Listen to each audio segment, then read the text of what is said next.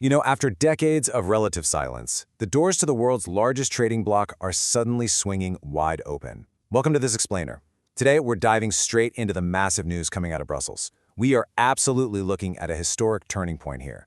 So I'm going to guide you through exactly what's happening, why it's happening right now, and the incredibly intense bureaucratic hurdles these candidate nations are facing. To really wrap our heads around this geopolitical shift, we'll quickly run through our agenda. First, we'll look at the EU's Super Tuesday. Then, the geopolitical catalyst driving this. After that, removing the roadblocks, understanding the 35 chapters, and finally, looking at the expanding map. All right, let's jump right into Section 1, the EU's Super Tuesday, breaking down the breaking news. Enlargement Commissioner Marta Kos actually framed the sheer urgency of this moment perfectly. She pointed out that we literally have not seen momentum like this in more than 2 decades, calling it a Super Tuesday for EU enlargement and making a point to note that Ukraine is a part of it. Honestly, the last time things moved this fast was way back in 2002, following the Copenhagen summit, which eventually led to that massive admission of countries in 2004. Since Croatia became the last country to join up in 2013, the whole process has been incredibly protracted. So to see multiple nations advancing all at the same time, that is a massive geopolitical event.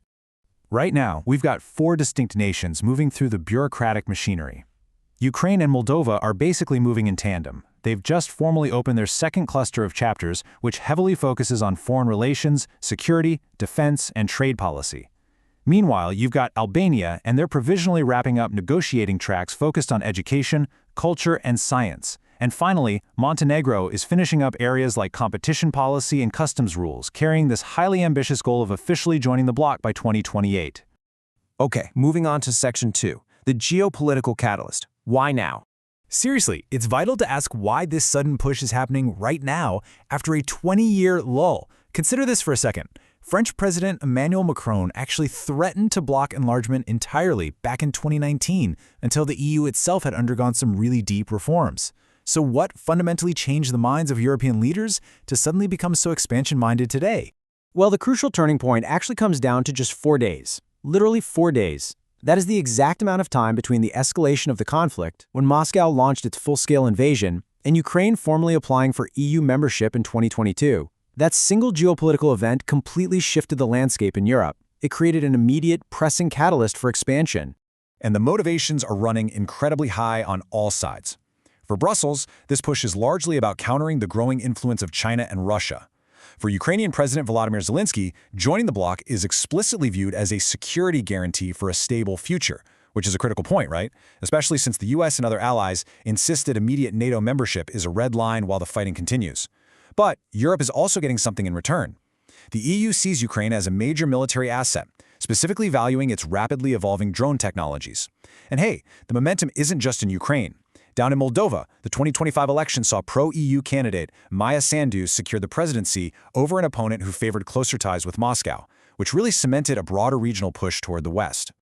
Let's transition into Section 3, removing the roadblocks, the Hungarian shift. For a long time, a major geopolitical roadblock for Ukraine was actually Hungary's former Prime Minister Viktor Orban. He maintained cordial ties with Vladimir Putin and strongly opposed Ukraine's entry. His argument was that the nation suffered from endemic corruption and economic dependence. But then, in April 2026, Orban's nationalist party, Fidesz, actually lost the election after 16 consecutive years in power. The new Prime Minister, Peter Magyar, holds a strong pro-EU stance. And that major domestic political shift effectively ended the Hungarian blockade against Ukraine.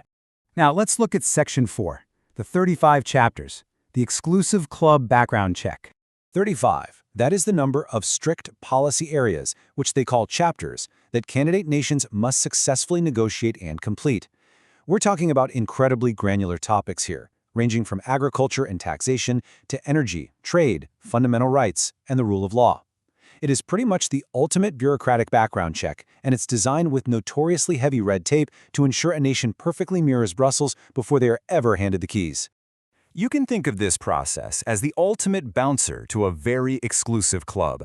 First, you need unanimous agreement from all 27 EU states just to open a single chapter. If that happens, the candidate nation goes away and does the incredibly hard work of fulfilling some really strict criteria and demands. And then you need unanimous agreement from all 27 states all over again just to close that chapter. Because any single member state can use its veto at literally any point, the process can take years. And, as we just saw with Hungary, it is highly vulnerable to shifting domestic politics. Finally, Section 5, the expanding map, history and candidates. To really grasp how rare this current moment is, we have to look at how the bloc has evolved since the years right after World War II, when it was initially formed just to prevent another major conflict between European powers. It started simply with the coal and steel community in 1951, expanding to a common market in 1957. Then, the Maastricht Treaty in 1993 established the modern EU, bringing in closer cooperation in foreign policy and citizenship.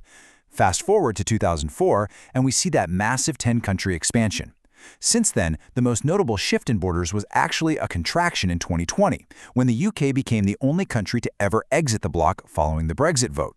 So until this recent Super Tuesday, the idea of massive expansion really felt like a relic of 2004.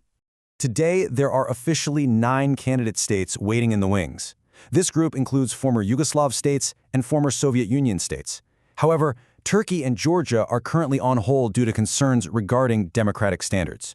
Plus, Kosovo has applied but lacks official status. So it's a pretty crowded waiting room of nations striving for the economic boosts, security, and job creation that EU membership so famously brings.